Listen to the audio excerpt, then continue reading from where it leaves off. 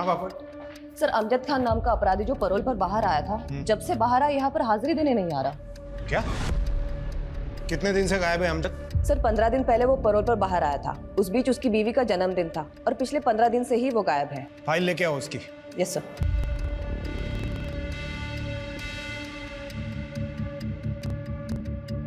Oh my God, ये अमजद एक drug addict है। 10 साल पहले इसने ड्रग्स के नशे में अपने ही 2 बच्चों को गला घोटकर बेरहमी से मार दिया था। इसकी पहली बीवी इसको कब का छोड़ के जा चुकी है। जिसके जन्मदिन की बात तुम कर रही हो, ये उसकी दूसरी बीवी है। Right sir. बापट, इस अमजद के बारे में इंफॉर्मेशन इतनी लेट क्यों दी? क्यों लोगों की जान खतरे में डाली? अब तक क्यों कोई एक्शन नहीं लिया? सर, हमने उसके वाइफ तारा के पास एक कांस्टेबल को भेजा है पता करने के लिए कि अमजद खान कहाँ है और क्यों। Sorry sir. हेलो, क्या?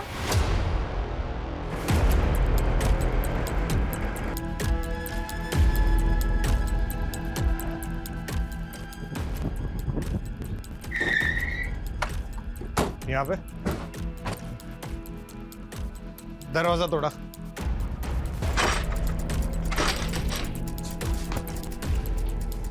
सर्च करो पूरा घर पाटिल, और ये खिड़की खोलो।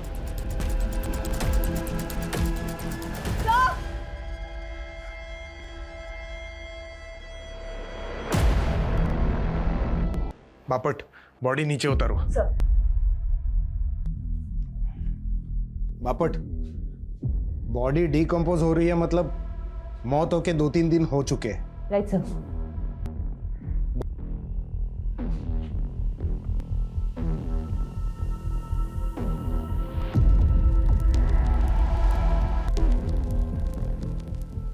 एक काम करो, इस स्टूल की और बॉडी की हाइट मेजर करो। Sir. I have a strong doubt कि इस स्टूल पर चढ़ने के बाद भी इसका हाथ ऊपर तक पहुंचा होगा। सर, आसपास के लोगों का कहना है उन्होंने अमजद को देखा था यहाँ।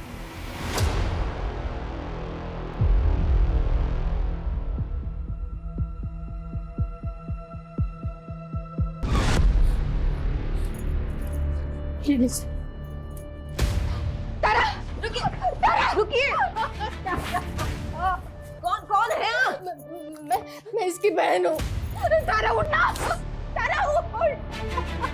तारा, उठ, तारा। क्या वजह हो सकती है आपके बहन के आत्महत्या की? ये आत्महत्या नहीं है, मर्डर है। उसने मारा है मेरी तारा को। मैं तारा को कितना समझाती थी कि उस क्रिमिनल से शादी मत कर, लेकिन उसने मेरी एक भी नहीं मानी। और ये सब। आखिरी बार कब बात हुई थी आपकी बहन से? तारा, उसने अपने खुद के 2 मासूम बच्चों का कत्ल किया है। तुम्हें वो क्या ही अहमियत देगा? तुम्हें इतनी सी बात समझ नहीं आ रही है कि 2 साल बाद बेल पर बाहर आने पर उसने तुमसे निकाह कर लिया, और इतने सालों में उसने तुम्हें दिया ही क्या है सिवाय तकलीफ के? हर बार आप इसी बात का मुद्दा क्यों बना लेती है? होगा दुनिया के लिए मुजरिम, मेरे लिए वो मेरा शौहर है और मैं उससे बहुत प्यार करती हूँ। इस प्यार के भूत को ना सर से उतार दो। इस 7 साल की शादी में वो सिर्फ 2 महीने तुम्हारा शौहर बन के रहा है। वो सिर्फ कातिल है, कातिल। और इस बात का इंतजार मत करना कि वो एक दिन तुम्हारी भी जान ले लो। वो अभी पैरोल पर बाहर आया है, लेकिन कितना वक्त दिया उसने तुम्हें? दिन रात सिर्फ नशे में धुत रहता है वो।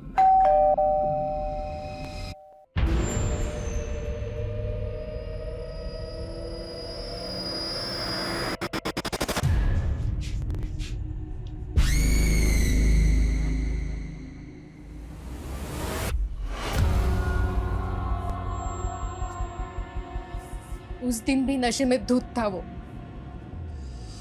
1 नंबर का एहसान फरामोश आदमी है वो। मेरी तारा ने क्या कुछ नहीं किया उसके लिए, फिर भी उसे मारता रहा, पीटता रहा, कभी रुका ही नहीं। बापट, हमारी मुश्किलें बढ़ने वाली है। कोर्ट हमसे सवाल करेगा। ये अमजद एक हार्ड एंडेड क्रिमिनल है।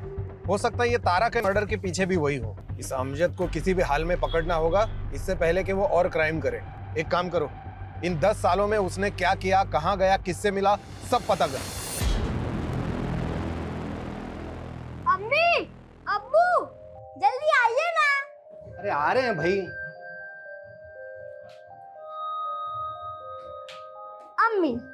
मेरी प्यारी अम्मी, अल्लाह ने उन्हें सुपरमैन बनाया है। वो दिन रात हम सब का ख्याल रखती है पर कभी नहीं थकती है। अरे भाईजान, अम्मी तो औरत है, वो कैसे सुपरमैन हो सकती है? वो तो सुपर वुमन है ना? तौफीक मियां, लिखा आपने बहुत खूब है, लेकिन एक बात बताइए, सब कुछ आपने अम्मी के लिए लिख दिया, अपने अब्बू के लिए कुछ नहीं? हाँ मियां, एक दो तारीफ के लफ्ज हमारे लिए भी कह देते। नहीं नहीं अब्बू, भाईजान नहीं, मैं आपके लिए लिखूंगी, वो भी ढेर सारा और अच्छा अच्छा। अभी तुम लोगों का मुशायरा खत्म हो गया हो तो चले? देर हो रही है, तुम्हें स्कूल के लिए और मुझे काम पे भी जाना है। अच्छा, टिफिन दोनों का बैग में रख दिया है, बाहर का कोई कचरा नहीं खाओगे, ठीक है? यही खाना है। ठीक है अम्मी। ठीक है अम्मी। देखो भाई, अगर तुम दोनों ने अपनी अम्मी की बात मानी तो आज शाम को मैं तुम दोनों को तुम्हारी फेवरेट भेल खिला सकता हूँ। आओ। अरे जल्दी आ, चलो चलो चलो, बाय।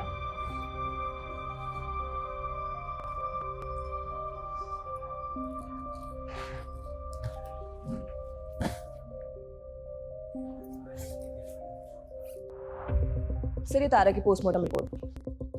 सर, उसके शरीर में कोई सब्सटेंस, जहर या नशीला पदार्थ नहीं मिला। उसकी मौत गले की हड्डी टूटने से ही हुई है, लेकिन उसके गले पर उंगलियों के मार्क्स मिले।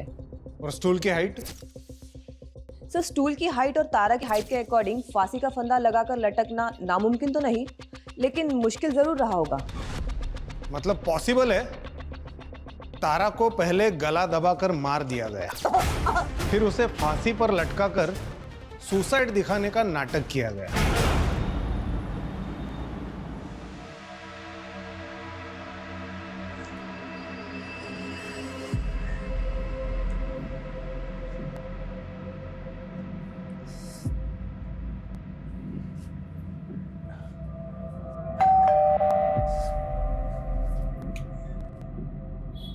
सर, मैं वो औरतों की जरूरत का सामान बेचती हूँ, आपके घर में कोई औरत है तो प्लीज बुला दीजिए।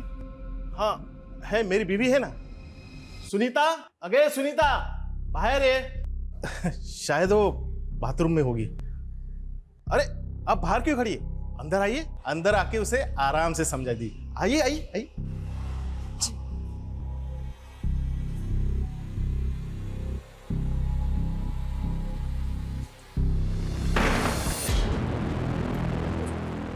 सर, वो आपकी वाइफ को बुला दीजिए। होगी तो आएगी ना।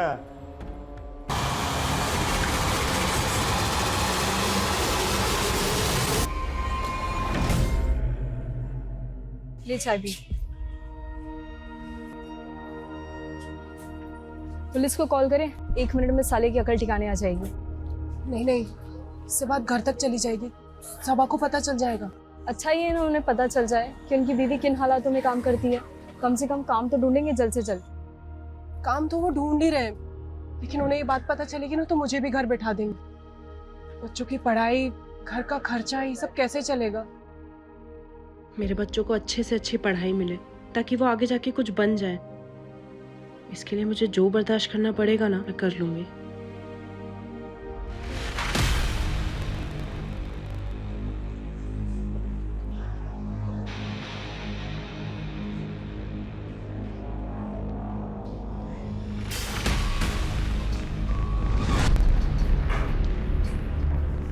ये पूरी लिस्ट क्रॉस चेक करवाओ। अरे पवार साहब, नमस्कार, बसा ना। सॉरी आपको इतने शॉर्ट नोटिस पे बुलाया। Thank you so much for coming. ये केस तो मुझे बिल्कुल अभी भी वैसे की वैसे याद है। 10 साल पहले मैं ही माइनर बच्चों के डबल मर्डर केस का इन्वेस्टिगेशन ऑफिसर था। मुझे एक कॉल आया कि मेरे एरिया में मास मर्डर हुआ है।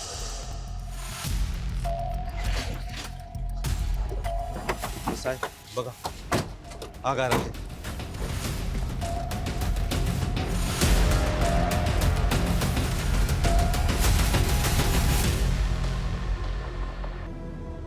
अरे बच्चों को क्यों मारा? बच्चों?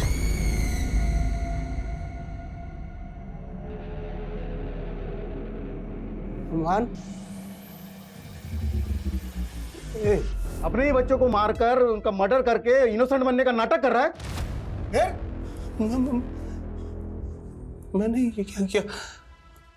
मैंने अपने दोनों बच्चों को मार दिया। ए ड्रामेबाज, चला गया गाड़ी टगाला। बॉडी पोस्टमार्टम के लिए भेज दो। दोनों बच्चों को गला दबाकर मारा गया था। फॉरेंसिक में तो बिल्कुल क्लियर था कि पूरे घर में बच्चे और अमजद के ही फिंगरप्रिंट्स थे और उसके ब्लड में भी बहुत ही हाई लेवल के ड्रग्स थे। जब उसको गिरफ्तार किया तब वो तो नशे में धूत था और जब बच्चों का अंतिम संस्कार हुआ तब वो कस्टडी में था और उसने डिमांड तक नहीं की वहां जाने की। पवार साहब, हमें डाउट है कि तारा का मर्डर भी उसी ने किया है। तारा के गले पर फिंगरप्रिंट्स मिले हैं हमें। प्रॉब्लम यह है कि इतना खतरनाक गुनहगार गायब झालाय और पता नहीं वो आगे जाके क्या करेगा।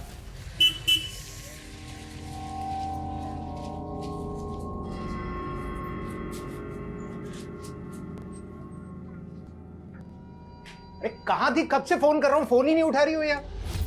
कहाँ थी मतलब? काम पे थी ना, फोन साइलेंट है इसलिए पता नहीं चला। अरे वो तौफीक और रजिया अभी तक स्कूल से घर नहीं लौटे। क्या मतलब? घर नहीं लौटे मतलब क्या? आप ही जाते हो ना उन्हें लेने के लिए?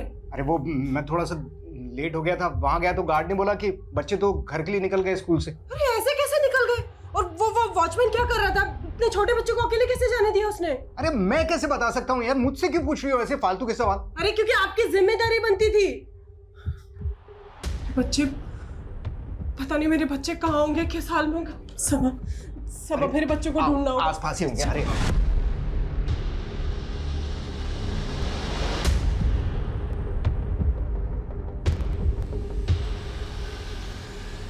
ठीक है सर, मैं फाइल भिजवाता हूँ अभी। जाएं, बैठिए। सर ये तौफीक और रजिया हमारे बच्चे हैं सर। सर ये अभी तक स्कूल से घर नहीं लौटे। नहीं लौटे मतलब? बच्चे स्कूल से घर खुद आते हैं, कोई लेने नहीं जाता? कोई स्कूल बस या वैन? सर इनकी छुट्टी के वक्त मैं काम पे रहती हूँ तो सबा उनको लेने जाते हैं। आज इनको थोड़ी देर हो गई तो वॉचमैन ने उनको रोका ही नहीं, बस जाने दिया। किस स्कूल में पढ़ते हैं? सर मैंने दोनों बच्चों को रोकने की कोशिश की, दोनों बच्चों ने मुझे बेवकूफ़ बनाया और वहाँ से भाग गए सर, और मैं कुछ नहीं कर पाया।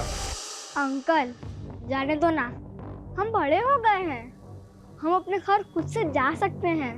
मुझे मालूम है तुम दोनों बड़े हो गए हो, पर अभी चुपचाप वहाँ बैठो। जब तक तुम दोनों को लेने नहीं आता तब तक वहाँ से हिलोगे भी नहीं। चलो बैठो। भाईजान भागो!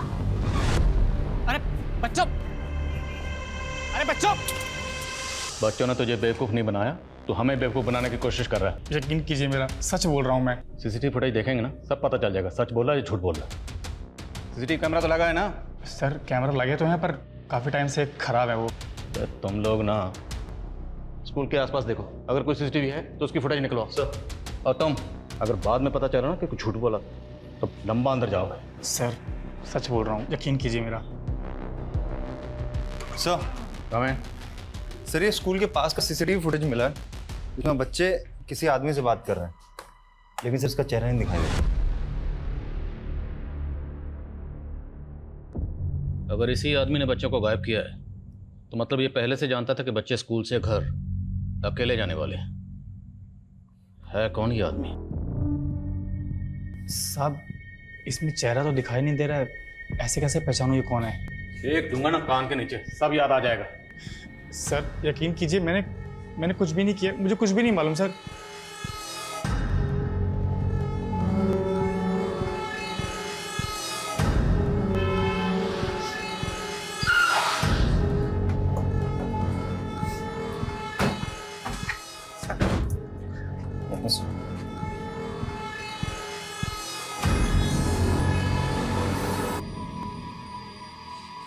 ये कौन है ये आदमी?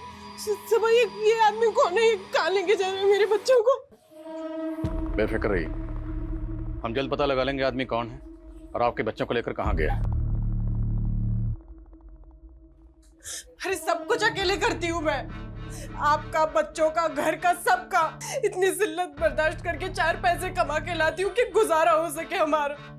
सबके बदले में आपको सिर्फ एक काम सौंपा था, बच्चों को स्कूल से लेकर आने का, वो भी नहीं कर पाए आप।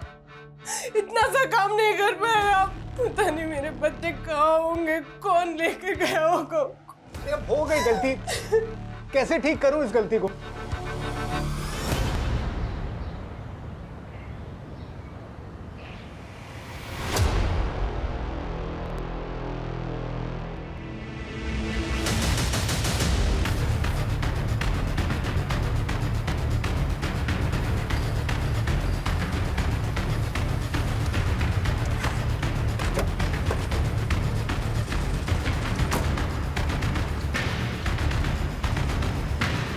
दोनों बच्चों के गले पे निशान, शायद गला दबा के मारा गया।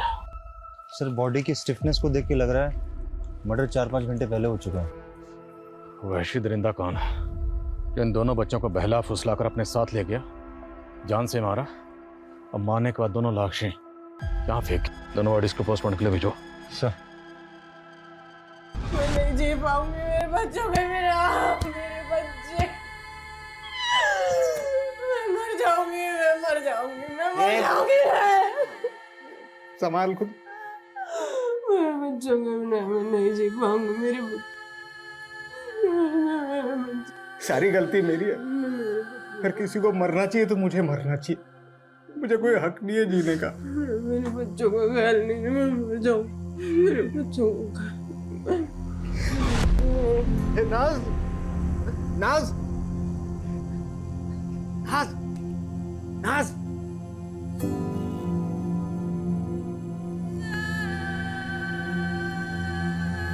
नाज, नाज।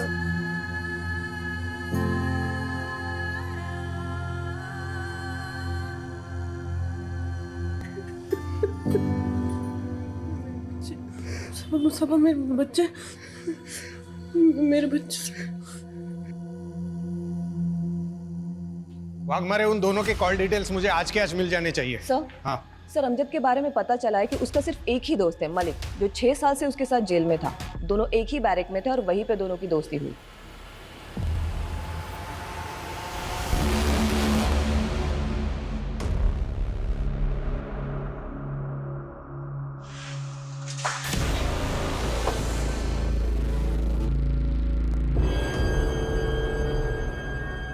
मुझे तो यकीन ही नहीं हो रहा है तारा इस दुनिया में नहीं रही। पता है हमें, अमजद और तू 6 साल जेल में एक ही सेल में थे, काफी अच्छी दोस्ती है तुम्हारी। चल बता, अमजद क्या प्लान कर रहा था आणि आता कुठे है तो? साहब कुछ बोल नहीं सकते उसके बारे में, कोई भरोसा नहीं है उसका। वो कब क्या करेगा, बहुत उल्टी खोपड़ी का आदमी है वो। खत्म कर बाकी सब खत्म कर दूंगा, सब तबाह कर दूंगा मैं। अमजद होश में आ। अरे अपने 2 बच्चों को तो मार चुका है, और किसको खत्म करेगा, किसको तबाह करेगा तू? और हाँ, मैंने अपने दोनों बच्चों को मार दिया। अब क्या करूं, किसको मारूं? हाँ? खुद को मार दो। अमजद क्या कर रहा है अमजद? मलिक, बच्चों की बहुत याद आती है यार।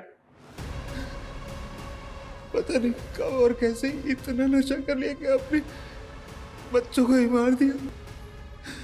अब क्या करूं बोल, किसके लिए जीऊं मैं? अमजद मेरे भाई, भूल जा अपने गुजरे हुए कल को। आज मैं जी भाई, आज मैं जी। अरे इतनी प्यारी बीवी मिली है तुझे तारा, जो सब कुछ जानते हुए भी तुझसे इतनी मोहब्बत करती है। अमजद तुझे उसके लिए जीना होगा। हाँ तारा मुझे प्यार कर, मुझे बहुत प्यार करती है वो। मुझे तो यकीन ही नहीं हो रहा कि उसने तारा को मार दिया। मैं जब बेल पे बाहर आ रहा था तो वो मुझसे गिड़गिड़ा के कह रहा था कि मैं जाके तारा से मिलूं, उसका ख्याल रखूं। तो तू मिला था तारा से? हाँ साहब।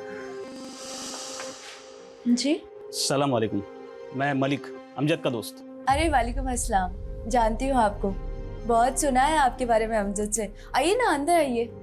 अमजद को बहुत फिक्र रहती है आपकी, बार बार जेल में आप ही का नाम लेता रहता है।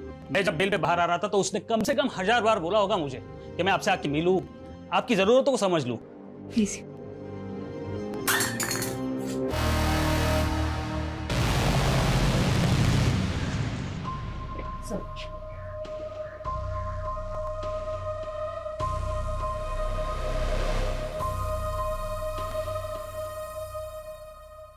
मलिक, ये अमजद जब पैरोल पर बाहर आया था तो दोस्ती का फर्ज निभाने तू मिला भी था ना उसे, झगड़ा हुआ था तुम्हारा। और वो भी उसी रात जिस रात उसने तारा का मर्डर किया था। और मैं पूछ नहीं रहा हूँ, बता रहा हूँ, इसलिए बिना टाइम वेस्ट किए जो कुछ भी हुआ था बता दे। बोल लौकर।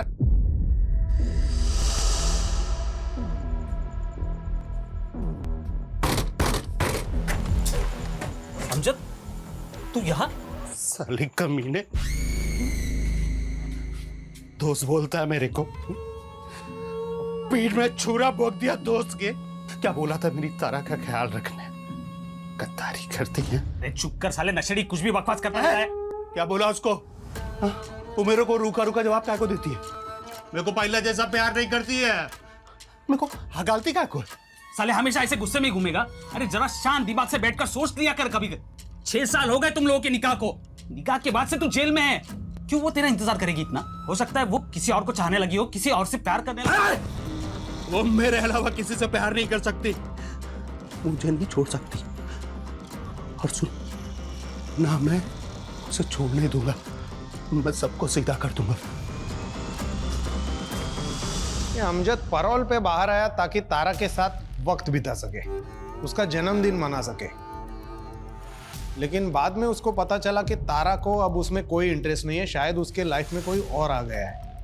इसलिए गुस्से में आकर उसने तारा का गला दबाकर मार दिया और लटका कर सुसाइड दिखाने की कोशिश की और गायब हो गया। लेकिन ये अमजद अब है कहां और क्या करने वाला है कुछ नहीं पता।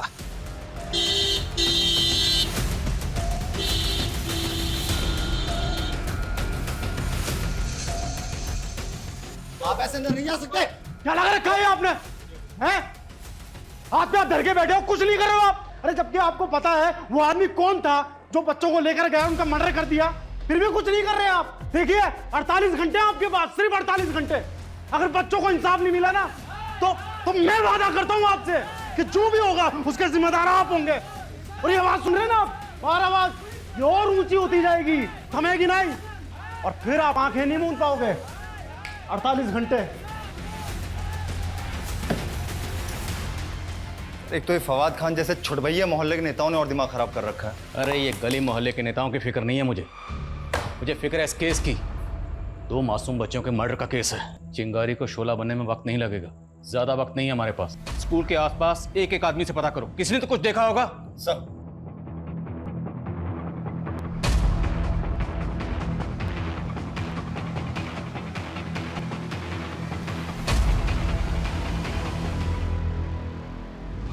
सब मैं देखा उस आदमी को, बंदा सा लग रहा था, बड़ी दाढ़ी थी। स्केच बनवा सकते हो? हाँ बनवा सकता हूँ।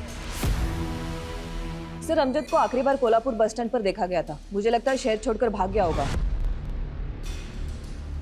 लेकिन भाग कर गया कहां होगा? ठीक है, ये स्केच डिपार्टमेंट की साइट पे अपलोड करो, शायद कहीं से कोई इन्फॉर्मेशन मिले। किसी भी तरह से पता करो ये आदमी कौन है। तो छोटे मासूम बच्चों की मौत का मामला है, केस को हल्के में नहीं ले सकते। इस स्केच को बच्चों के घर वालों को दिखाते हैं, शायद वो बता पाए कि आदमी कौन है। सर नहीं सर, मैंने इसे कभी नहीं देखा। सर ये मेरे बच्चों को कैसे जानता है पता नहीं। हमारी दुनिया तहस नहस कर दी सर, सब उजाड़ दिया।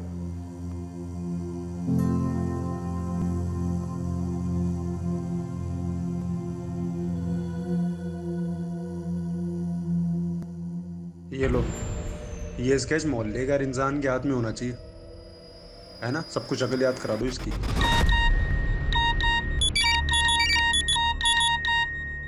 तुम सबके सब लोग कर क्या रहे हो? सो रहे हो क्या? जो स्केच डिपार्टमेंट की साइट पे लोड होने के लिए बना था वो लोगों के मोबाइल में घूम रहा है, मैसेजिंग ऐप पर। कैसे लीक हुआ ये? हाँ तुम? Hello, what? Please thank you sir. जिस आदमी को आप ढूंढ रहे हो उसका नाम अमजद खान है। 10 साल पहले उसने अपने 2 बच्चों को बेरहमी से मार दिया था, उसी की सजा काट रहा था। सर 15 दिन पहले पैरोल पर बाहर निकला, अपनी बीवी तारा का मर्डर किया और फरार हो गया। तारा मर्डर केस में? जी सर, ये लीजिए।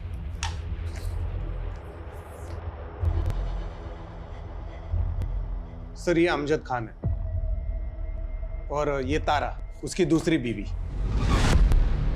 और सर ये 2 बच्चे जिनको अमजद ने मार दिया था।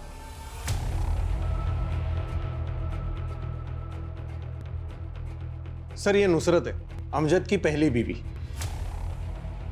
तो नाजनीन है। नाजनीन? नहीं सर, ये नुसरत है, नुसरत आजमी, अमजद की पहली बीवी। जिन 2 बच्चों के अमजद ने मर्डर किए वो इसी से थे। नो नो नो, जिन 2 बच्चों के मर्डर में हम अमजद को ढूंढ रहे हैं, ये उन 2 बच्चों की माँ है, नाजनीन। सर हमारे इन्वेस्टिगेशन में हमें पता चला कि अमजद अपने पहली पत्नी को बहुत मारता पीटता था। उन 2 बच्चों का मर्डर करने से कुछ दिन पहले उसने इसको बहुत मारा पीटा था और घर से बाहर निकाल दिया था, फिर बाद में बच्चों का मर्डर किया। मतलब ये नाजनीन पहले नुसरत थी, तो सबा से पहले ये अमजद की बीवी थी। सबा, सबा मेरे पास अब ज्यादा वक्त नहीं बचा है। मेरे बच्चे मुझे अपने पास बुला रहे। मेरा तौफीक, मेरी रसिया अपनी अम्मी को अपने पास बुला रहे। सबा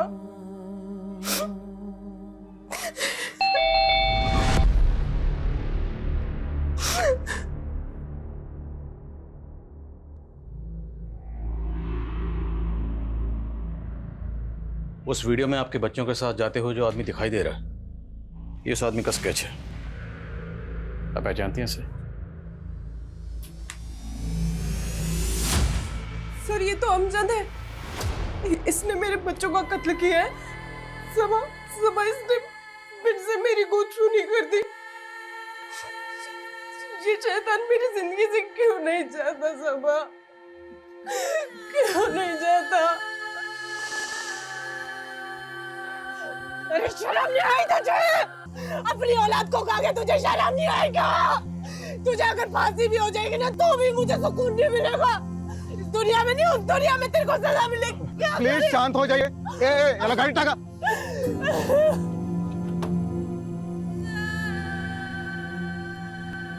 मैं उस इंसान के साये से भी दूर जाना चाहती थी, इसलिए मैंने उस घर से अपने बच्चों की यादें समेटी और वहां से निकल गई। और मैं फिर यहाँ आ गई, अपनी खाला के घर। सबा मेरी खाला के पड़ोसी थे। अमजद की औलाद तौफीक मेरी गोद में होते हुए भी सबा ने मुझसे मोहब्बत की, मेरे लिए निकाह का पैगाम भेजा। खाला के समझाने के बाद मैंने सबा से निकाह कर लिया और शादी के कुछ साल बाद रजिया पैदा हुई। बहुत खुशहाल परिवार था सर हमारा, लेकिन इस अमजद ने इसने एक बार फिर से मेरी गोद चूनी कर दी। सब कुछ खत्म कर दिया इसने।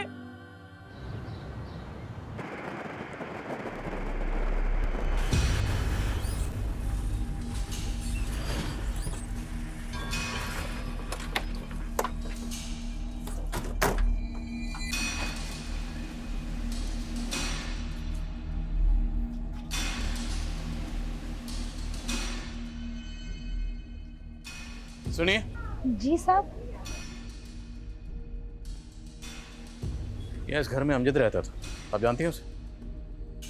जी साहब, वो खौफनाक मंजर याद है मुझे। मैं यही थी। ये बच्चों का बाप है साहब, बहुत बड़ा नशेड़ी है ये। आज भी दहशत होती है उस वक्त को याद करके। दिन रात अपनी पत्नी नुसरत को मारते रहते थे वो। अमजद भाई मत मारिए इसे। गुस्से में उन्हें इस बात का इल्म भी नहीं होता था कि वो बेचारी पेट से थी। कभी कभी तो डर लगता था कि पिटते पिटते कहीं मर ना जाए। मैंने नुसरत को सलाह भी दी थी कि अमजद भाईजान को तुम दिखवाओ। दिखवाओ मतलब कहाँ दिखाओ? उस समय एक पीर का बहुत नाम था। कुछ 8-9 साल पहले इस इलाके में उन्हीं का जादू छाया हुआ था। तो ये क्या नई कहानी है? कहानी नहीं है साहब, सच है। सब उसे फरिश्ता कहा करते थे। वो फरिश्ता मर्दों की मुसीबत हल करने के लिए दवा करता था। मेरे शौहर भी उन्हीं के मुरीद थे। मैं भी एक बार अपने शौहर के साथ उस जगह गई थी। साहब, हम अपनी परेशानी एक पर्ची पर लिखकर उस बूढ़े आदमी को देते थे और वो अंदर जाकर फरिश्ते को वो पर्ची देता था। फरिश्ता उस परेशानी का हल जवाब के तौर पर पर्ची पर ही लिख कर देता था, मगर कभी हमारे सामने नहीं आता था। वो बूढ़ा कहाँ है जो पर्ची लिखकर अंदर देता था? वो बूढ़ा साहब वो तो कब का मर चुका है। आप भी तो गई थी ना उस फरिश्ते से मिलने, तो आपने देखा होगा, कुछ तो याद होगा आपको।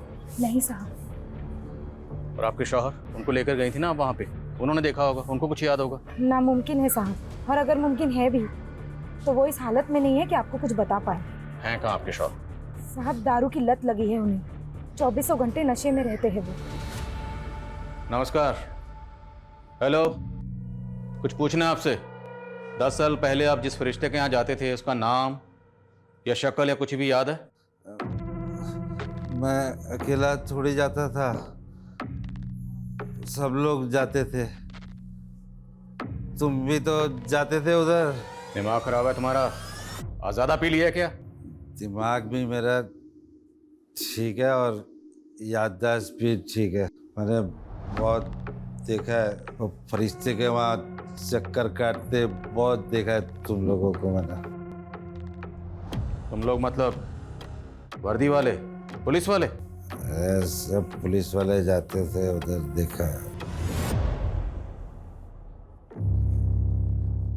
नाम क्या है उस पुलिस वाले का? नाम मुझे याद नहीं है। अगर वो आदमी सच बोल रहा है तो मतलब शर्म आनी चाहिए। एक पुलिस वाला एक ढोंगी के यहाँ चक्कर काट रहा था। वो ना खुद सिर्फ उस बात को मान रहा था बल्कि अंधविश्वास को बढ़ावा भी दे रहा था। गवाह है हमारे पास, चश्मदीद गवाह, जिसने कई बार आपको वो आपके फरिश्ते के यहाँ चक्कर काटते हुए देखा। और हमें यह भी पता है कि अमजद के बच्चों के मर्डर केस की तहकीकात आप ही कर रहे थे। वहाँ जाना, किसी को फॉलो करना, ये कोई क्राइम तो नहीं है? कोई क्राइम नहीं है। लानत, लानत है। लानत समझते हैं? एक पढ़ा लिखा पुलिस वाला अंधविश्वास में यकीन करता है। और दूसरी बात, आपका वो जो फरिश्ता है ना, उसका पूरा कच्चा चिट्ठा हमारे पास है। डिपार्टमेंट के आदमी हो इसलिए इतनी उम्मीद तो कर सकता हूं कि कोऑपरेट करोगे। करेंगे ना कोऑपरेट?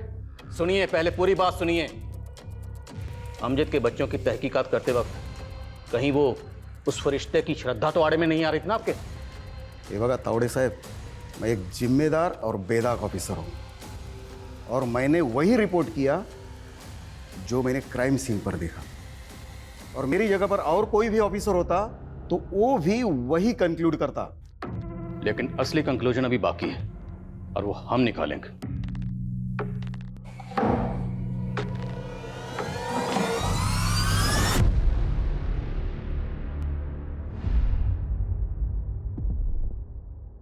सर, पता चल गया थाने में फरिश्ते की दुकान चलाने में मदद कौन कर रहा था। कौन है?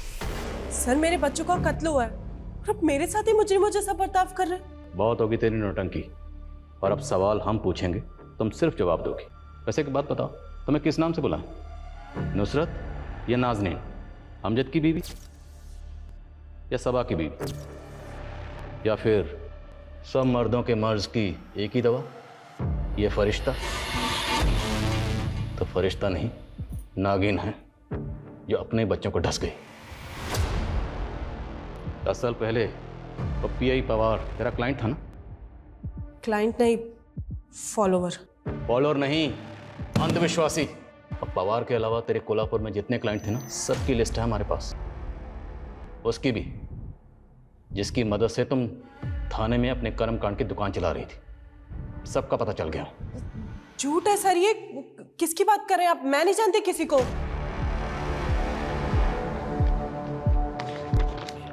ये तेरा आशिक, जिससे तुम दिन में 10 बार बात करती थी, बार बार लगातार, जिसके साथ तेरा अफेयर था।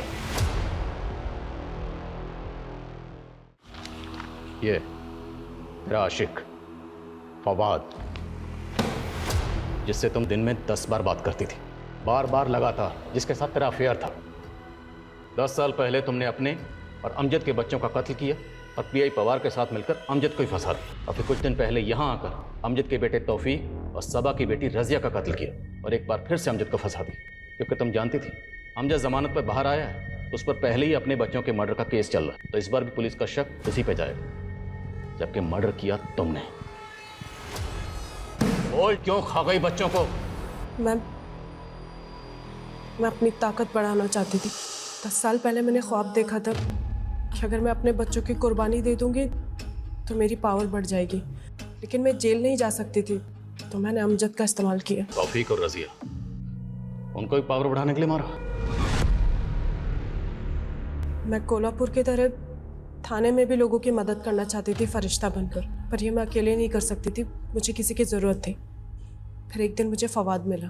हमारे पास तेरे खिलाफ बहुत सारे सबूत हैं। तेरी कार भी उसी एरिया में मिली जहाँ बच्चों का मर्डर हुआ, उनकी बॉडी मिली। तो चल अब सच सच बता, तौफीक और रज़िया को क्यों मारा? मैं नाज़नीन से प्यार करता था। 10 साल पहले जब मैं उसके पास अपनी मुश्किलों का हल मांगने गया था, तब तुमने कुछ गलत काम किए हैं जो तुम्हें कामयाब नहीं होने दे रही। सलाम चाचा। सलाम। रुको रुको, अरे उनके बताए उपाय से काम हुआ मेरा। रिश्ते का हाथ चुनकर शुक्रिया अदा करूंगा, बस कुछ नहीं। चाचा जाने कर दूंगा, जाने दीजिए। ऐसी ज़हनी और करिश्माई औरत मुझे ज़िंदगी में नहीं दिखी, पर एक दिन पता चला वो कहीं चली गई।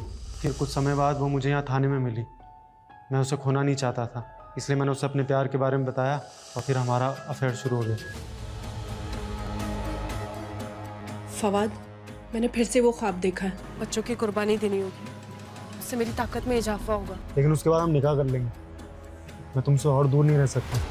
मुझे पता था अमजद पैरोल पे बाहर आया है, उसकी बीवी ने खुदकुशी कर लिया। मैं जानती थी वो मुझे मिलने और अपनी औलाद तौफीक को देखने ज़रूर आएगा। वो जब मैं जेल गया था तो तुम पेट से थी ना? क्या हुआ था बता ना। बेटा हुआ था। कहाँ है मेरा? एक बार। ठीक है, बच्चे अभी स्कूल गए, 12:30 बजे छूटेंगे। फवाद, जिस मौके की हमें तलाश थी वो मौका खुद चल के हमारे पास आ गया। सबा हमेशा बच्चों को लेने देरी से पहुंचता था और बच्चे स्कूल से निकल गए और मेरी तरकीब काम कर गई। तौफीक बेटा, मैं अमजद हूँ, तुम्हारी अम्मी का दोस्त। ये चॉकलेट ले लो। नहीं, हमें कुछ नहीं चाहिए। थोड़ी दूर पर हमारे अब्बा हमें मिल जाएंगे, आप जाइए।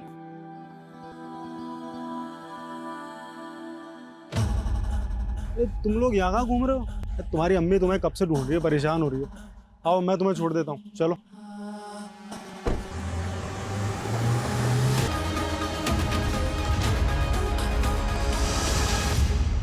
कैसी माँ है तू? दरअसल तुझे माँ कहना माँ लफ्ज की तौहीन है।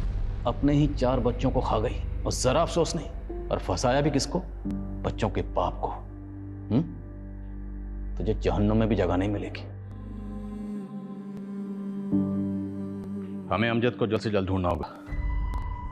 उसकी ज़हनी हालत ठीक नहीं है। इससे पहले कि वो खुद को नुकसान पहुंचाए, उसे ढूंढना होगा और इस केस को रीओपन करना होगा ताकि उसको इंसाफ मिल सके। सब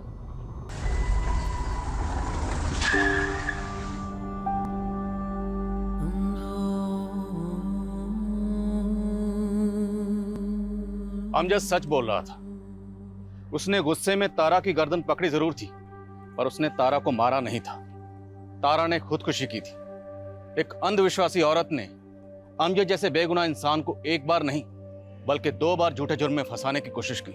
हालांकि पहली बार सच को सामने आने में इतना ज्यादा वक्त लग गया जिसके चलते अमजद की जहनी हालत पूरी तरह से बिगड़ चुकी।